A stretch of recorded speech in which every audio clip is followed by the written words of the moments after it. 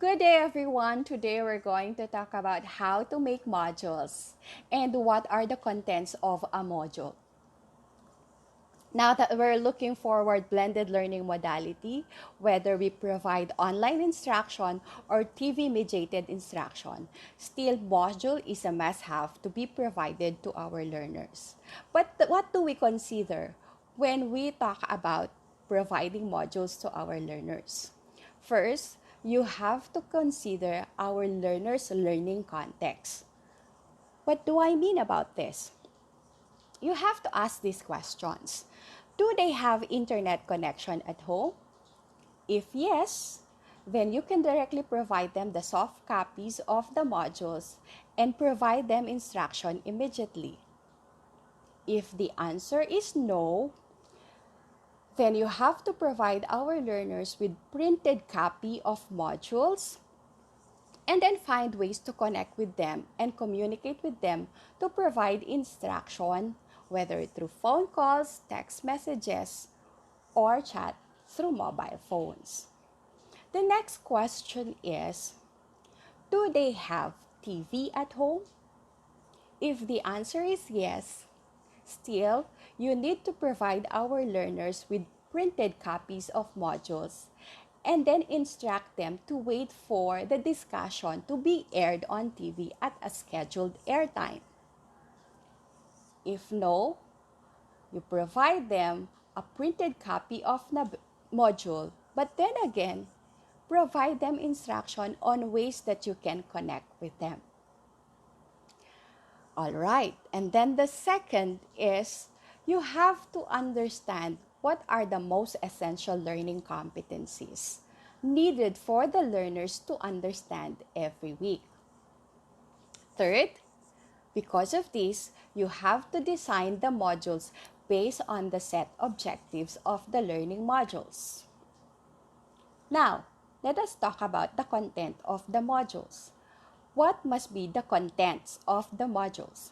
First, of course, you must have with you what we call the cover, because the cover indicates the contents of the inside of our module, what to expect and what the learner must know. And then, of course, we have what we call the introduction. This contains the learning objectives and what is said to be learned for the week. Language used must be appropriate to the age of our learners. Then, of course, after having an introduction, you still need to provide what we call the pre-assessment. Pre-assessment checks what the learners know about the lesson to take. It contains instruction in whether to skip or to proceed with the module. If they get 100% correct in their pre-assessment, they can actually skip the module. If they get a 50% to 99% correct, then they still need to proceed with the module.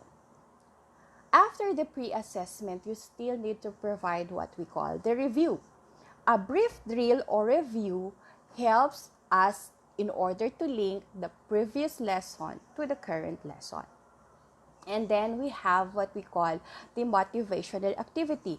This part introduces new lesson in an interesting manner, just like what we do inside our classroom.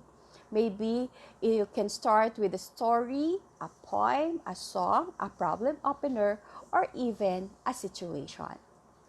After providing a motivational activity, you proceed with the what we call mini lesson. This part provides a brief discussion of the lesson. This aims to help the learner discover and understand the new concept or the skill. And then after providing the mini discussion in your mini lesson, you can now proceed to giving practice exercises.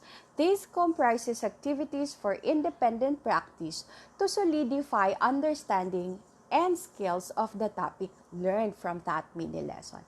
After the practice exercises goes the generalization. This includes questions or blanks, sentence paragraphs to be filled in to process what was learned from the content of the module. And after the generalization, you can now give them what we call the application. This section provides an activity which will help you transfer the knowledge or skill gained into real life situations. So what you are giving here are based on their real life situation. And then after providing what we call the application, you can now proceed to giving them what we call the assessment. This section provides an activity which will help our learners test their understanding and level of mastery in achieving the learning competency.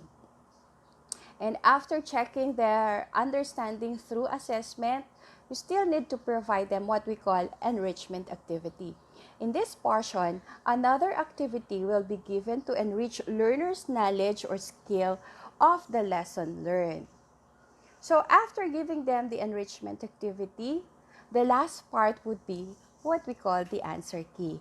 We still need to provide answer key to our learners so that they can themselves check their learning progress. So those are the contents of our modules. Thank you. I hope this helped you understand on how to make your own modules.